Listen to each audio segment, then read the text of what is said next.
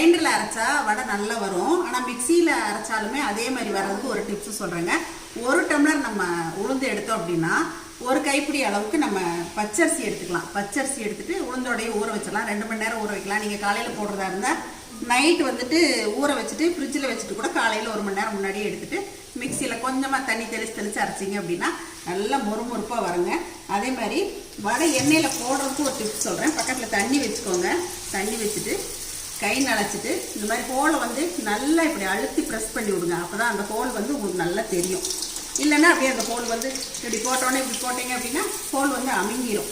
அதுக்காக தண்ணியில் இந்த கை நனைச்சிட்டு இந்த மாதிரி போட்டிங்க அப்படின்னா நல்ல மொறு வடை ஹோட்டல் வடை மாதிரி வருங்க. இல்லை நீங்கள் உளுந்து மட்டுமே ஊற வச்சு அரைக்கிறீங்க அப்படின்னா கூட வந்து நீங்கள் பச்சரிசி மாவு போட்டு பிசைஞ்சிக்கலாம். ரொம்ப நல்லா வரும். இந்த பாருங்க நல்லா அழுத்திட்டு இப்படி ஹோல் போட்டு விட்டீங்க அப்படின்னா அப்படியே நிற்கும். அந்த ஹோல் பார்க்குறதுக்கு ரொம்ப நல்லாயிருக்கும்.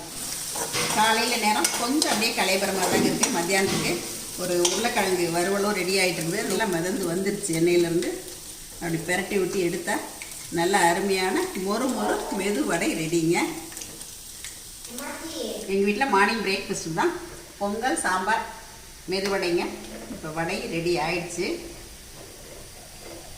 மிக்சியில் அரைச்சி செஞ்ச வடைன்னே சொல்ல முடியாதுங்க. அந்தளவுக்கு கிறிஸ்பாக நல்லாயிருக்கும். நல்லா கிரைண்டரில் அரைக்கிற மாதிரியே தான் அந்த மொறுமொறுப்பாகவும் இருக்கும். சாப்பிட்றதுக்கும் நல்லா டேஸ்ட்டாக இருக்குங்க. பொங்கல் அப்படின்னாலே அவங்களோட ஃப்ரெண்ட்ஸ் எல்லாம் வந்துடுவாங்க இல்லையா. சட்னி, சாம்பார், வடை எல்லோரும் வந்துடுவாங்க. எங்கள் வீட்டில் இன்றைக்கி சட்னி மிஸ்ஸிங்க.